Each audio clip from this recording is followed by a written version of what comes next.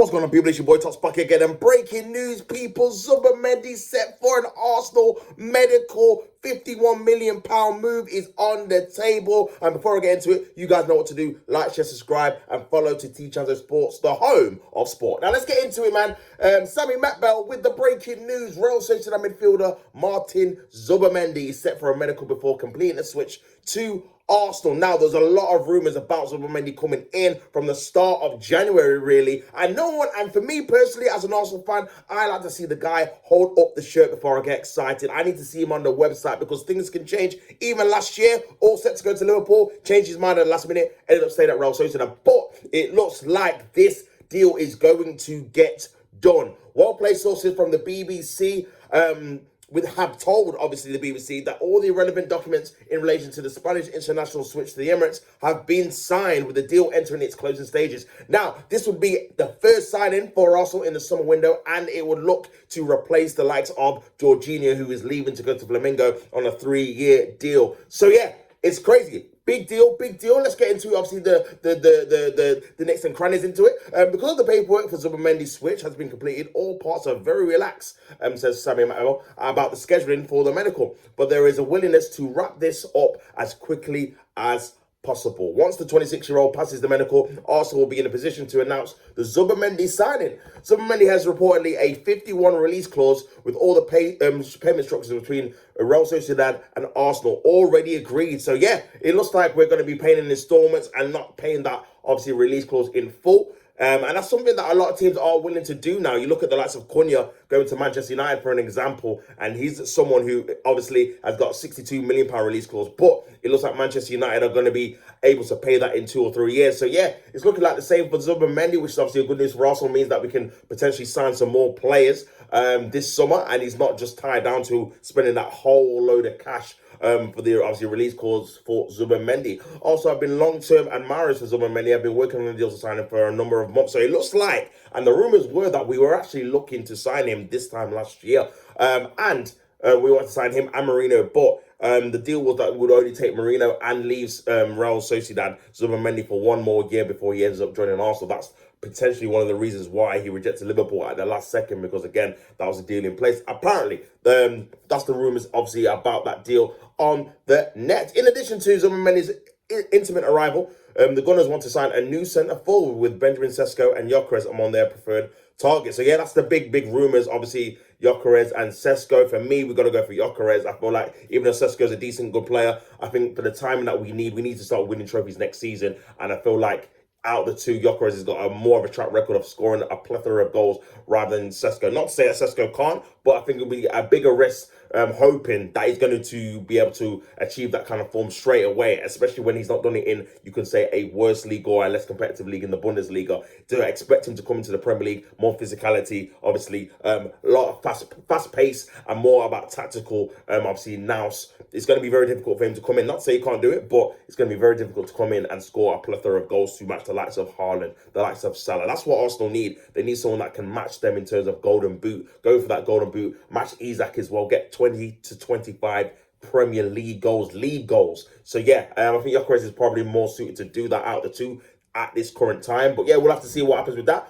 Also, talks over new contracts for Bukayo Saka, William Saliba, Gabriel, Leandro Trossard, Thomas Partey, Miles Lewis-Skelly, and Ethan Nwaneri are also ongoing. So yeah, a lot of names there. Obviously, Bukayo Saka, he's got 2 years left on his deal. So same with Saliba. I'm not sure how many years Gabriel's got left on his deal. Maybe a similar thing as well, to be fair. Obviously, the Trossard one's a bit of a strange one because we're trying to give him a new deal, but apparently it's only for more money and not the length of the contract, which would insinuate we're planning to keep him because he's going to get, obviously, a bit more money, but don't want to extend it. So that's a bit of a strange one. Thomas Partey, obviously, we've heard about before. We want to keep him because, again, if he goes on a free as well, the likelihood of us replacing him and Jorginho is probably slim, especially when we need to get a centre forward. We need to get a left winger as well. Them two positions are the most important in the squad for me. Like, those two attacking positions, we have to get that done. The likes of, obviously, Lewis Skelly and Ethan Nwaneri, both young players, both fantastically young players, and proper members of the team now, proper members of the squad. These are two players that, for me, we have to be relying on now. So, yeah, I think they deserve, obviously, a bumper contract and, obviously, to extend their stay at the club, man. But, yeah, that's obviously the news. Zumbimendi set for a medical. It doesn't actually say when it's going to be, but I assume it's going to be this week with the news dropping. Obviously, the season's actually finished. This is Wednesday. The season finished on Sunday, Premier League season anyway. So, yeah, and the transfer window actually opens at the 1st of June. So, not too long, man, not too long. It opens for a little bit of time, closes and opens back up again because of the Club World Cup. So, yeah, it's going to be very, very interesting to see how well Arsenal do in this transfer window. For me, personally, I think they need a centre forward, they need a left winger, they need a defender to obviously cover the likes of Zinchenko leaving, Kieran Tierney leaving, Kiwior potentially leaving as well. So they probably need another left back. They need a backup keeper because Neto's going back on loan. And for me, we need a replacement or a deputy, for Martin Odegaard in that 10 role. If you're not going to use Ethan Winieri, if you're going to use him there, then for me, we need a backup winger for Saka because again, we're back in the same kind of merry-go-round where because we've got Sterling on loan, it was a terrible loan. We need someone to obviously compete with Saka and rotate with him again because we can't expect him to obviously start 4, 5, 6, 7, 8 months worth of football and start every single game, man. So yeah, a lot of work for Russell to do, to be honest with you, even though they finished second. And I don't know if we're going to do it, but Bert's at the helm. This is obviously his first transfer window in charge of Arsenal, so it's going to be very, very interesting to see what he does in the summer. But yeah, hopefully I'm optimistic. I feel like obviously Arsenal fans need to a bit of a joy, especially after the season we've had, season from hell, watching Spurs win a European trophy, losing out to Liverpool in the league.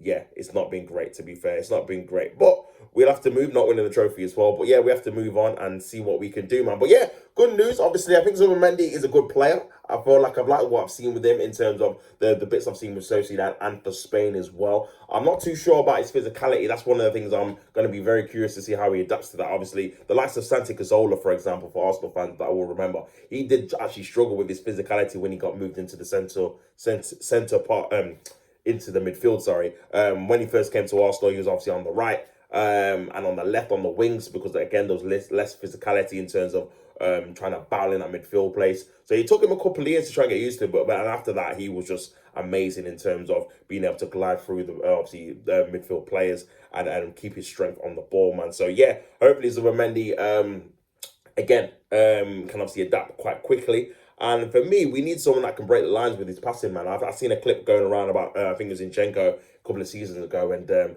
yeah, he was just zipping the ball past everyone into that final third, breaking the lines on a consistent basis in games. And I do feel like the likes of Martinelli misses that, Saka misses that. Like those wingers that need the ball first time in an attacking area to evade that kind of like low block. I think you're going to get the more out of your wingers when you have someone that can provide that kind of quality, man. But yeah, that's been the Zumbimendi news. Make sure you guys like the video, subscribe to the channel, and support the channel as much as you can. I'll be back soon. But you guys in the comments, let me know what you think of this deal. If it's a good deal, are you excited about it? Do you think it's good for Arsenal? All that good stuff. But until next time, people, don't hate to play at the game. And it's been your boy Tops, and I'm out. Peace and love.